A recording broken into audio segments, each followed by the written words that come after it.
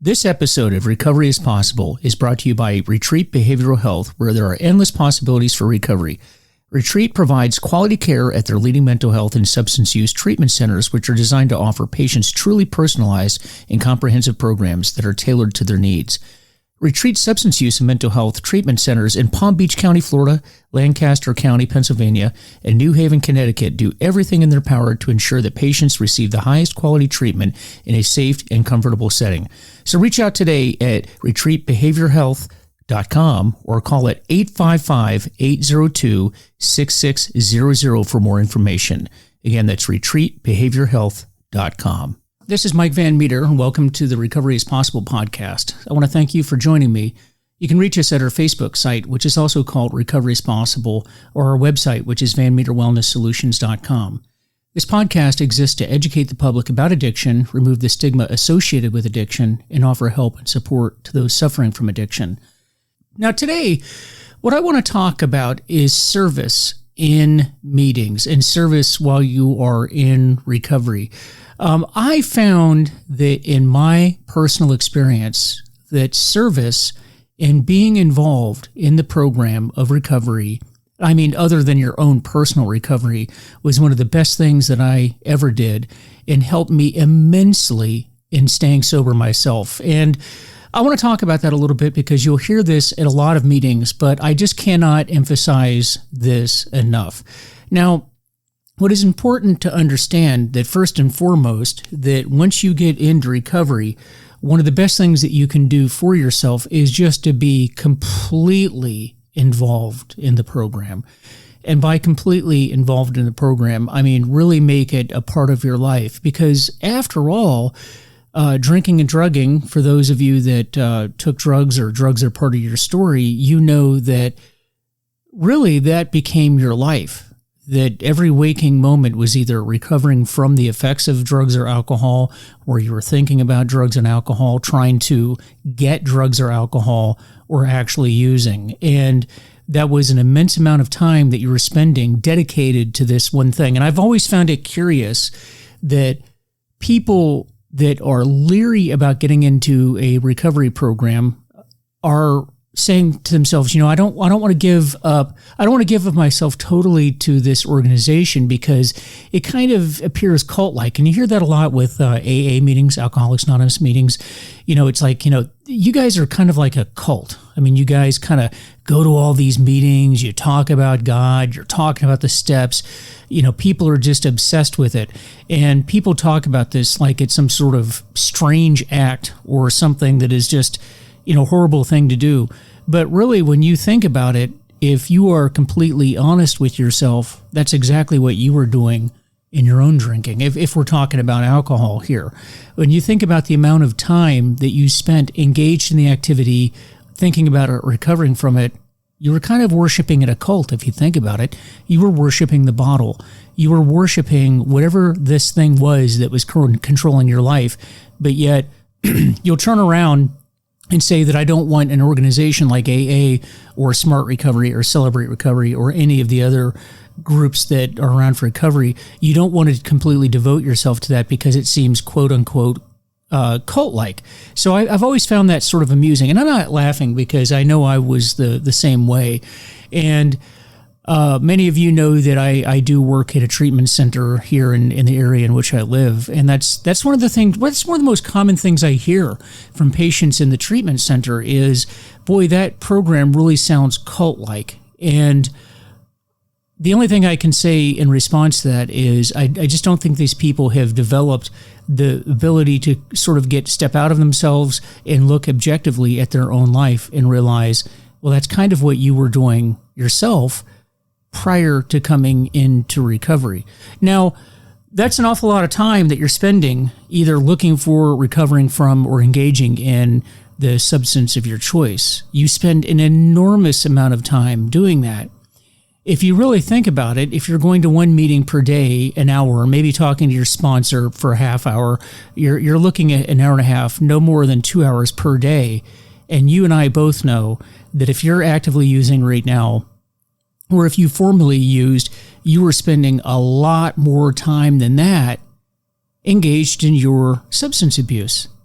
So you're really not losing any time. I mean, in reality, you're gaining time because you're not using as much as you used to. So what it comes down to is just this willingness to just listen and willingness to think of life a different way. And we have a saying, and that is condemnation prior to thorough investigation. I want to run that by you again.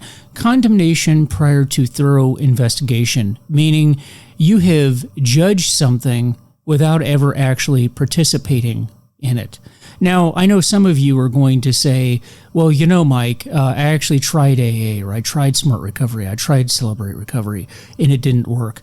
And what I would say to you is, no, if you had actually tried the steps and done the steps and actually done the work that was required, then you wouldn't still be using. You have to remember that just attending a meeting does not mean that you're working the program. Not at all. You must participate, you must do the work, and the work requires complete and total self-reflection. And if you engage in that, then you'll find that you're not going to be using. You know, this program is a lot of work, and that hour that you're in a meeting is not the work. The work is done outside the meeting.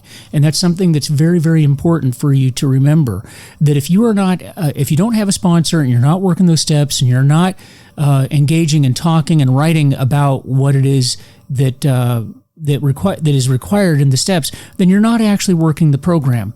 I will tell you that everybody that works the program gets sober if they truly work it. So, I have people tell me that they've attended 150 meetings and they haven't gotten well, and they're on their third stint in rehab, and this just isn't working. What I would say is it's more likely that you have not surrendered yourself, you have not committed yourself to the program, and you are not willing to listen the way that only the dying can listen. And I just implore you to do that. I don't care how smart you are. I don't care what your position is. I don't care how much money you make per year. If you want to get sober, you are going to have to listen to others and listen to those that have done it before you and do what they did. There are millions of people that have come before you that have gotten sober, and they were very effective in it. And you can have the same thing they had if you have the willingness to just follow a few simple steps and are willing to listen to the way the dying listen. Somebody that has no other alternative.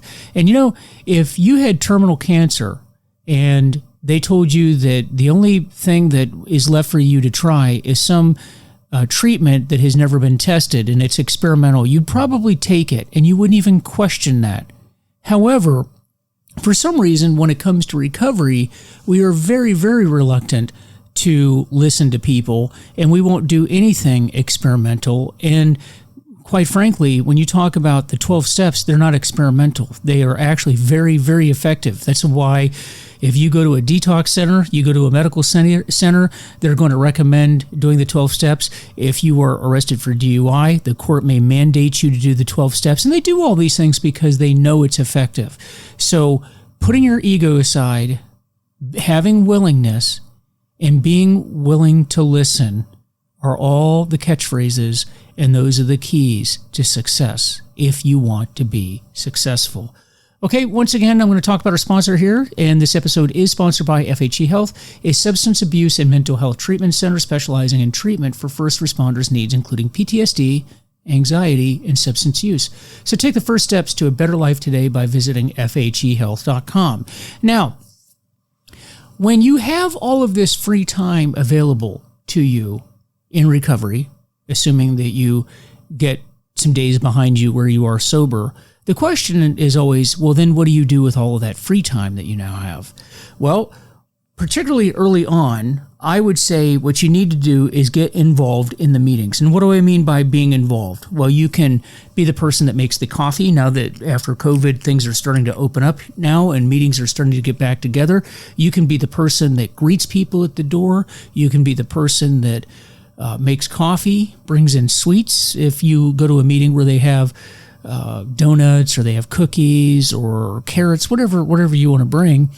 You can be the person that brings in literature, buys new books, buys new materials and pamphlets for the new people.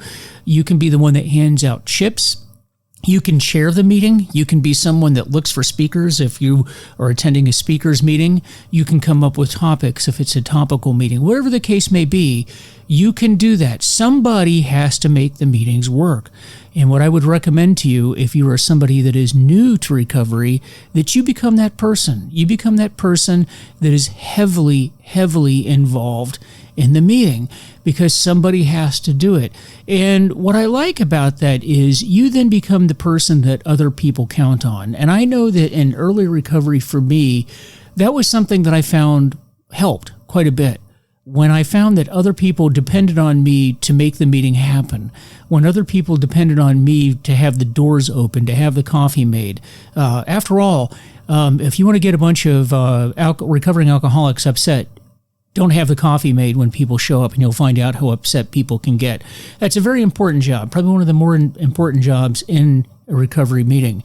Now, I found that for me, psychologically, what happened was I didn't want to let people down. And if I was the person that others were looking to where they counted on me to make the meeting happen or make certain things happen, I did not want to let them down. And that helped me, because I didn't want to be the person that they met and they could smell alcohol on my breath, or they'd heard that I'd relapsed, whatever the case may be. I didn't want to be that person. So I made sure that I did everything I could to stay sober, because I just didn't want to be that person. And maybe that'll work for you too. Maybe that's how you're wired. I mean, I know that we're all wired differently, but for me, it was just important to be the person that others could depend upon. And I think that that's part of it. I think that just being part of the fellowship, being part of being part of the group, and knowing that the group can count on you and you can count on them, and we hold each other accountable. That's a big part of it. And that way, when you have those urges to drink or drug, and you're thinking about it, and you're starting to work through that process or start working closer towards a relapse, the fact that you have developed those relationships, you have worked with people, and you count on them and they count on you, then it's going to make it more likely that you will pick up that phone and talk to somebody, or go to them in person and talk to them before you have that relapse. So that's something that I would recommend that you do. I know in early recovery, for me, I did two things. First, I got back into physical fitness. I did another podcast on this earlier in the year, where I started teaching spin classes. And I intentionally started teaching spin classes very early in the morning. And the reason for that was for the reasons that I had stated here. And that was, I knew that people would count on me to be very, very, dependable, and that I would have to get up very early in the morning. And in order to do that, certainly I couldn't drink and get up at 4:30 in the morning to go and teach a spin class. And I'm not necessarily recommending that you do that. It may not be for everybody, but it worked for me. That was another area where others could count on me to do things and show up and help them. And this is all part of the idea that we exist to help other people. And that's what I did. I worked really hard in helping others get well. Consequently, I was also getting myself well. I was getting myself healthy and taking care of my body, which was great, because we alcoholics and drug addicts spend a lot of time tearing our bodies apart. So this was a way that times that I spent to get my body back into condition. And so it was a twofer for me. It was getting my body back into condition, and it was also a way where I could demonstrate the ability to have other people count on me. So that was one thing that I did. The other thing that I did was I actually founded an AA meeting at the church that my wife and I attend. It turned out that they were looking for ways to support the recovery community. That was one thing that they realized that they were not doing at the church, and they really wanted to. And so initially they came to me and they wanted to start a meeting for the church. And of course, I explained to them that I was somebody that attended AA. I talked about the history of AA and how it worked, and the fact that there was no leaders and nobody controls the meeting. And they other than providing the room, they could have no influence on the meeting whatsoever. So after a period of time, they agreed to do that, and they gave us the space for a meeting to meet in. And we went ahead and we did that. And that set me on the journey of trying to recruit people to come to the meeting, advertising for the meeting, equipping the meeting, getting the books, getting the literature, getting the coffee, naming the group, finding the time during the week, the day during the week, all the different logistics that go into creating and maintaining a meeting. I did. And that was another way for me to just be involved, to be of service. And it kept me occupied and it kept me focused on AA. The more you're involved in your 12-step program, the more ownership, more buy-in you're going to have into it. And consequently, the more involved you're going to be and the more you're going to want to stay in the program and really work on your own sobriety.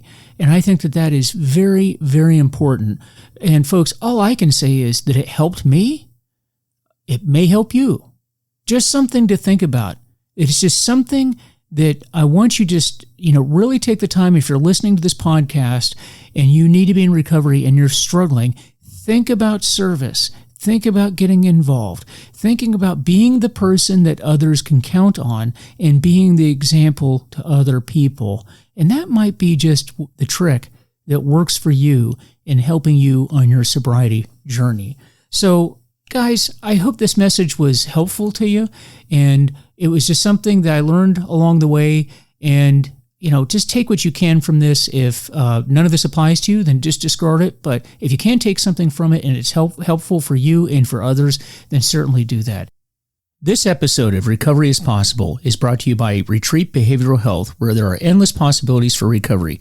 Retreat provides quality care at their leading mental health and substance use treatment centers, which are designed to offer patients truly personalized and comprehensive programs that are tailored to their needs. Retreat substance use and mental health treatment centers in Palm Beach County, Florida, Lancaster County, Pennsylvania, and New Haven, Connecticut do everything in their power to ensure that patients receive the highest quality treatment in a safe and comfortable setting. So reach out today at retreatbehaviorhealth.com or call it 855-802-6600 for more information. Again, that's retreatbehaviorhealth.com.